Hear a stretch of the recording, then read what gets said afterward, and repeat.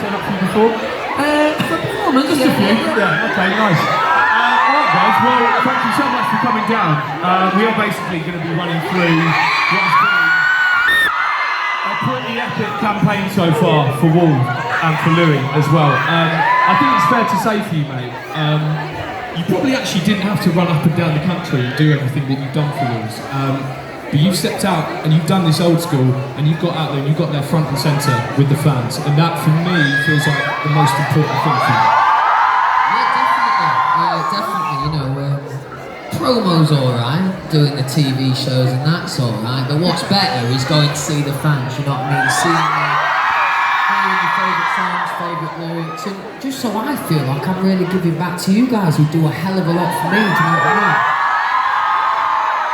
Yeah, because without you guys, we're not doing this at the end of the day. I'd be on the dole, you guys mate. You guys are the most important part for it. And let's go right back to the beginning of Walls then. Because this thing's really for you, it's been a good sort of 4 years in the making. Yeah, 4 years. Walls, and you basically have gone off and started out by experimenting and jumping in down different rabbit holes with different styles and genres. When did it sort of click for you, the sort of album that you wanted to make? I think at least half of this writing process was me developing and working on exactly what it was I should be doing. And I think more than anything, over that time, I got a better understanding of what I wanted to make sonically, but more than anything, I got more confident with trusting my gut, you know. And yeah, it was, we wrote Kill My Mind and Walls in the same week. And that felt like we'd really got some true momentum, and there were two songs that I was really, really proud of that, you know, I'd written and been a part of, definitely. So that was a real, like, breakthrough moment in the album. Because I know you're a man who absolutely is obsessed with his guitar music. You love alternative. Oh yes, oh yes. And for me, myself, I've been on the show on Radio 1. We had a great time doing the Indie House Party. Anyone listen to that, by the way? Six shots, yeah. But I'm interested to know and get sort of deep with you into what are some of the inspirations and some of maybe the bands and artists that you really love and that has maybe inspired you to go down this different route. I think a lot of my influences will have happened like subconsciously. I didn't realise until I moved out of Doncaster just how different, you know, different towns and cities are in terms of sound and what they're drawn to. But you know, where I grew up, that guitar music was massive. There was an indie club near me that I used to go to every Friday. And it was that really sparked my interest. In terms of specific bands, I mean, Oasis is an obvious one. Probably my favourite live show, I was lucky enough to see Libertines at Glastonbury, like Secret Set. Yeah, it was fucking amazing, yeah. I think as well, something that we really, really need to point out is you've been like a proper fully fledged frontman. Oh yeah. You're out there doing your thing. Yeah. And because all different frontmen, they have their different they have their different style, they have their different swagger about them. I mean, Mick Jagger's got his hips and all that sort of thing. You know, Alex Turner's got his little swoon out into the distance. What's your thing though? What are you looking to adopt as a frontman? What's yours going to be? It's a good question. I mean, you guys will know I'm pretty low key on stage. I'll flag you off a little bit.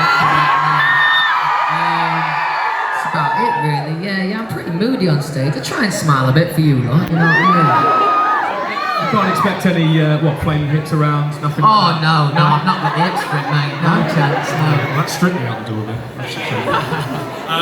You know what, actually, being backstage with your team has been, we've only been back there sort of half an hour or so. It's been a really nice eye-opener for me. And I think a special mention should definitely go to your team and the guys behind the scenes as well. Definitely. And clap a bit louder for that. Because I think what really makes the difference in terms of a really successful album is obviously you as the person that's written the album, but your team behind you. You're really tight-knit, aren't you? You're like a bunch of mates just living your dream at the end of the day. Yeah, definitely, and I think that is really important. It's been really important for me coming out of, you know, One Direction and the infrastructure. Behind that, I really need good support around me, good people, good ideas, and I think I've definitely got that, a mixture of, you know, friends from home and professionals, and yeah, I think it's a really lovely balance for work. I know you've probably had a little bit too much fun when you've been out filming videos or on tour or anything like that. Is there anything you can like maybe a night out that you've had that you can spill to us? Towards the end, the last few shots of that Walls video shoot, I'm pretty drunk. I'm not gonna lie. We had a great time. Is that when you're just sitting on the chair? Just sitting by yourself? No, luckily, because I was pretty high up there. Luckily, I was sober. But no, that was a good night out, definitely. Guys, we're going to get to ask some of your questions as well that you guys have submitted to. So should we crack on and do that?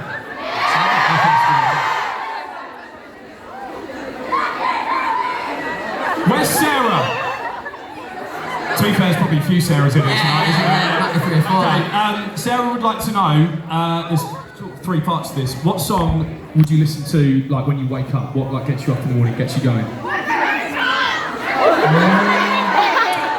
Depends. If I really want to wake up and I need to kick up the arse, I'll put on rock and roll style. What does Louis sing in the shower? What does he sing in the shower? It's pretty tragic actually. I mean, recently only my own tunes I've been practicing in the shower. Gets the shampoo bottles moving. Yeah, okay, good to know. Yeah, and what about in the car, like when the windows are wound down and you're cruising along? What do you like to do?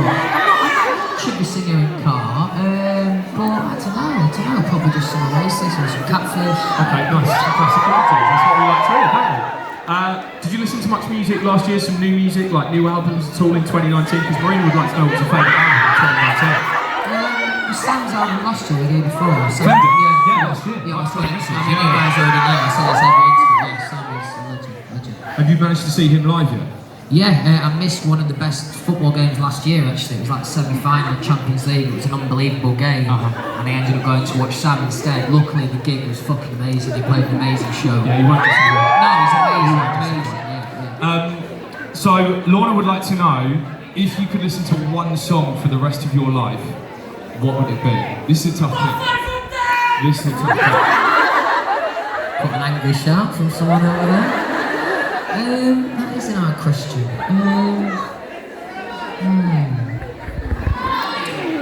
I'm gonna go with first thing that came to my head. I've been listening to it a lot lately. I don't know if I could listen to it every day. It's pretty hectic. But let's go Cousins, Vampire Weekend. Nice, it's a banger. This guy knows his music. Who have we got here? What does this say? I'm gonna go Sadie. Sadie, if that's your name. You remember the moment when you decided that you wanted Walls to be Walls, if that makes sense? The album to be called Walls? No, just as in like what you wanted it to be, the sound, like the specific moment, like the click moment in your head. Maybe. I've been having. Anyone who follows me closely would have seen that statement I put out on my Instagram. I mean, I'm not one for a statement, but I thought that was the right time. And you know, I basically put in a statement about wanting to follow my art and just kind of instead of following radio. And I think I'd had a lot of conversations around those weeks, and you know, I was feeling good about the people I was chatting to, the things that they were saying. So I don't remember the exact time, but around the time that I put that out, it was a real kind of breakthrough moment for me. I felt really good at it. So this is from Paula and Irene. You know your logo? Yeah. Where did that come from? I don't know, to be honest. Honestly, I don't know. One day I just started putting it on the end of my autograph, and then I thought, that looks cool. I might rock with that. Yeah. Angela would like to know, what would you tell your future self?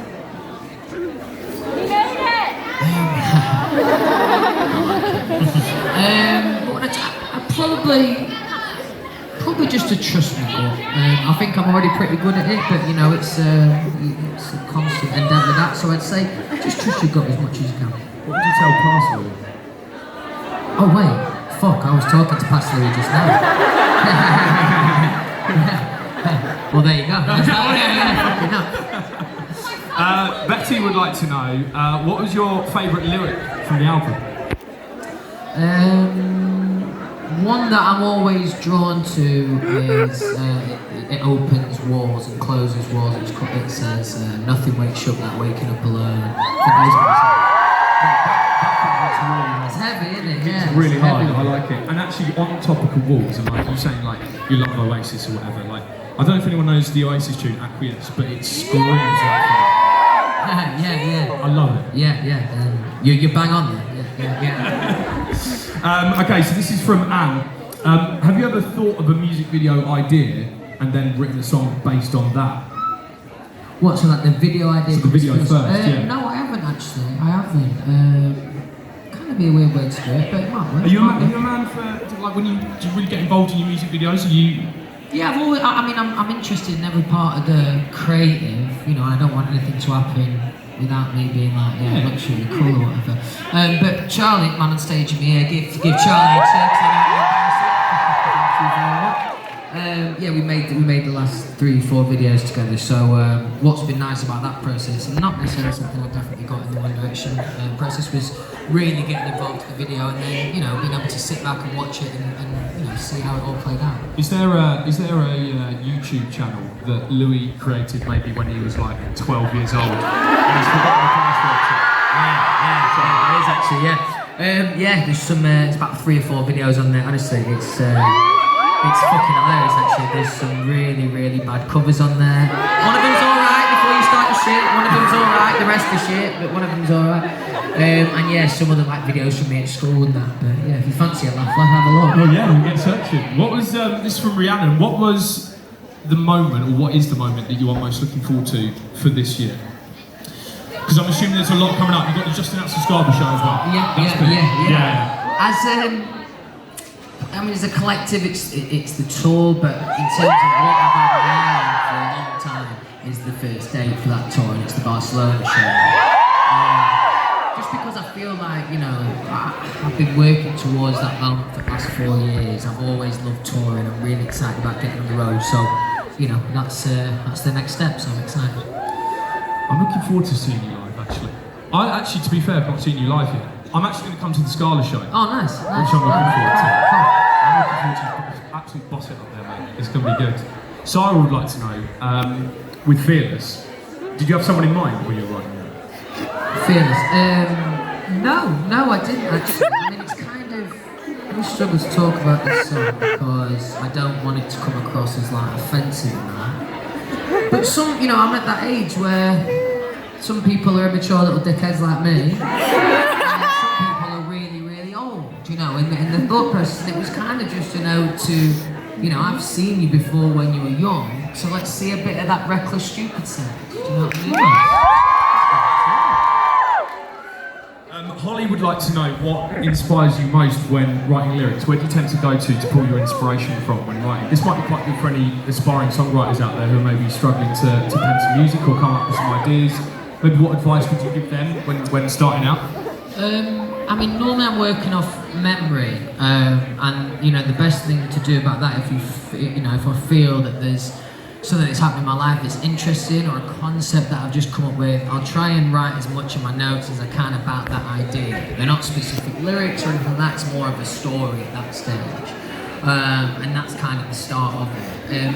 I've always been amazed at the level of detail of Amy Winehouse. So one thing we spoke about, she would have things happen to her and she would note down what she could see, what she could smell, everything about it. And I thought that level of detail is genius, so I try and give detail as much as I can. I always find when we hear music, when we listen to it on the show, like, it is those weirder, finer details that you probably go through every single day in life without even noticing or realising, but when someone picks up on it, a song, and communicates it in a really nice way, and it hits hard. It hits harder than maybe just a generic or a throwaway lyric or anything like that. Yeah, I think as much detail as you can fill in lyrically, the more relatable it feels. Definitely. Absolutely.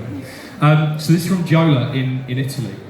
Is there a song off the album that you added that you kind of felt bad for neglecting another song, if that makes sense? So basically, is there a song that I thought was shit and another one was better? No, not necessarily. Is there a song you wish you could have had on the album that you didn't? It's probably a better way of phrasing that. I'm not gonna lie, there was maybe 2 or 3 songs that didn't make the album. I'm not that mad they didn't make it, to be honest. They were alright. I think the other songs on the album are better. So yeah, that's that. What are you shouting over there? Are you rolling any comebacks at all? You need to really like. What do you mean? Like heckling, you need to get some big comebacks. Yeah, I know. I mean, they're killing me, aren't they? I thought we were mates. You got a savage out. Okay, so this is. I can't read your name. I'm sorry. Your handwriting's rubbish. Oh, pard. Sorry, I'm sorry. Like That was a good comeback for you. oh, devastating. Florence would like to know. How do you name your songs on your album? Do they come from the lyrics that you write, or do you think up specific names for them after you've written? A lot of the time when I write, I'll probably have like a concept, and around that I might have a couple of titles that kind of fit into that concept. But most of the time I would say the lyrics come first, and then you land on the title. Absolutely. Are there people, like, in terms of maybe bands or artists that you look up to, and when you maybe have been listening to albums on repeat or whatever, and you go through their track listings, are there maybe songs on their albums that you can pick out and be like, I really would love to kind of almost emulate a song like that? Is there any songs that stick out to you? I think that's difficult for me, if I'm being completely honest. There's definitely like bands like DMAs, and they're more like melodic moments. They've got a song that's called The Lead, which is a tune. It's good, amazing tune. And Silver, the new one is wicked as well. That Silver tune. Yeah, it's epic, isn't it? Anyone heard Silver DMAs? DMA Get to Silver. know if you want. It's like almost version on a rave tune. Yeah, it's clever, isn't it? It's clever. Really, really good. Do you reckon we could see Louis going down a rave route? Kind of did that with Steve for a second. That's true. Yeah. Maybe let's punk it up a little bit. Yeah. I think go like full mohawk. You down, yeah? I'll dye your hair, Yeah. like full green mohawk. Yeah, alright. Let's do a Prodigy collaboration. I like it. Something like that. Right, who have we got? Again, can't read your handwriting, sorry about that. Laura would like to know, this might be quite a nice moment to share. What was it like listening to the album from top to bottom for the very first time and hearing it in its entirety? Yeah, I had a moment, maybe about a week or so after everything had been mastered, and around that time, I've been listening to songs individually and specifically, listening to mixes and stuff. And this was different. This was just kind of, I knew everything was signed off, and I could just enjoy it and sit and listen through. And I'd say that's probably one of my proudest moments on this whole process, really. I kind of like sat there and took it in and kind of, as much as possible, thought of it from a listener's perspective as opposed to my own. And yeah, I thought it's a fucking good album, so I'm proud of it. Did you hear anything when you were listening through in its entirety the very first time? Did you hear any song like differently, if that makes sense? Did you think you'd written something that sounded like something, and then you thought, actually, this kind of hits me in a slightly different way? Not necessarily like that, but I did have a moment in, I did a gig in Madrid, which is like my first one. And there was a song it's on the album that I'd never performed before, called Defenseless.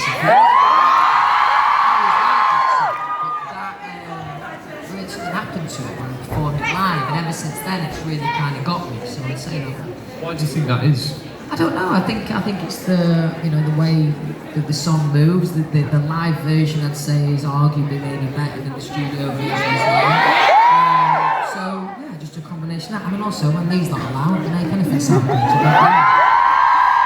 nice actually, because I like it with a song, when you hear it on record and you're like, okay, I'm liking this thing, and then you take it out live and you put it in the flesh. And you see it's even better than recording maybe, but it kind of like encapsulates the whole audience and almost brings them into being part of the band almost, doesn't it? Oh, definitely, and especially the latter process of writing, I was really conscious of that. How are these songs going to translate to a live show? I think it's vitally important. How have you found it, like playing with a completely live band now? Oh, I love it, man. I love it. I think what's amazing for me is, at first it was quite drastic being in the band and then being on my own, and then the fact that we're going to tour together, and I've got mates and they're all really good lads and that, it's really good, man. I think we need to see you backflipping off the bass drum or something, really. All right, yeah. I think that's tonight, yeah. I'll give you that for the encore. You promised it now, yeah, you're going to have to. Elizabeth would like to know, what song of the album are you most proud about lyrically? Walls. Musical I'd say like Kill My Mind. I love Kill My Mind, but Walls in terms of the lyric, yeah, I'm most proud of that. Yeah, it's a real banger, that one, and I think it's a testament to it, the fact that, I mean, when I was watching interviews earlier with you, and also like now just speaking, we keep coming back round to Walls, and it sits right pretty much slap bang in the middle of that album as well. It's the centrepiece, and obviously the title track as well, isn't it? It's a real important one. All right, we've got 5 minutes, so that's like 2 more questions. Cool. And this man is going to be stepping up here to perform for you. Actually, something I'd quite like to know, speaking about Walls, and like obviously you did the Walls music video and it looked ace over in Morocco. Like, if you had like unlimited budget to make a video, a music video, you could do it anywhere. Because I don't know if you've heard, but Muse wanted to do a music video in space. Like something like I'm talking like limitless boundaries. What would you do? Where would you take it? Well, it's hard to rival space, isn't it? Fucking hell. Look, they've not done it, you can still beat them to it. That's what I'm saying. Well, I mean, that's probably just give them the game away. That's probably the best idea, like going and doing it in space. A little bit of trivia actually on that. When we just side note, curveball. When we filmed the video for Drag Me Down, the original, you know, when you're talking about when there's no limit to budget, being One Direction, you know, exactly. So the original idea for that video, although it was incredible, was we were going to do it zero gravity. And he won't be too happy about me telling you this, but we didn't do it because now we're too scared. Is that where the plane like flies round upside down? Exactly, yeah. And Niall wouldn't do it? To be fair, I think it was Niall and Harry, to be fair. That would be sick, wouldn't it? Don't worry about it. That's right, yeah. Alright, final one. What was the hardest bit about writing this album for you? What's the most difficult thing? I think discipline, confidence, belief, all of these things, because you know there's been it took me, as I said, it took me a second to work out my sound, and that was really frustrating at the time, really frustrating. I knew what it was I wanted to do, and I felt like I was kind of getting pulled in a slightly different direction. So I think just the fact that I got through this and you guys received it so incredibly well, it's been an amazing success. Yeah, I'm really proud of that, but there were some tough times where it did me in, I'm not going to lie. Yeah. One more actually, just before we finish. Go on. You got the UK tour coming up, or the global tour actually. You got the Scarborough show locked in, that's happening. The album is now out there. How big is 2020 going to be for Louis Tomlinson? Like, it's going to be really good. I want genuine answers right now. I want these guys to have something to look forward to, something big. Well, I mean, this isn't even me trying to sell it. This is what I've been working my whole fucking solo career towards. And you know, being having the luxury of being able to see everyone and kind of get that feeling of that energy between us both. You know what I mean? So that's gonna be a fucking great year for us. As you and the fans as one turning up and you know what, changing the game a little bit. Changing the game a little bit. Because there's a different energy about this lot in here. Like I've done things like this, I'm sure you have as well, but from my experience anyway, there's a different energy about your fans compared to so it's going to be a big year, 2020 for Louis Tomlinson, ladies and gentlemen.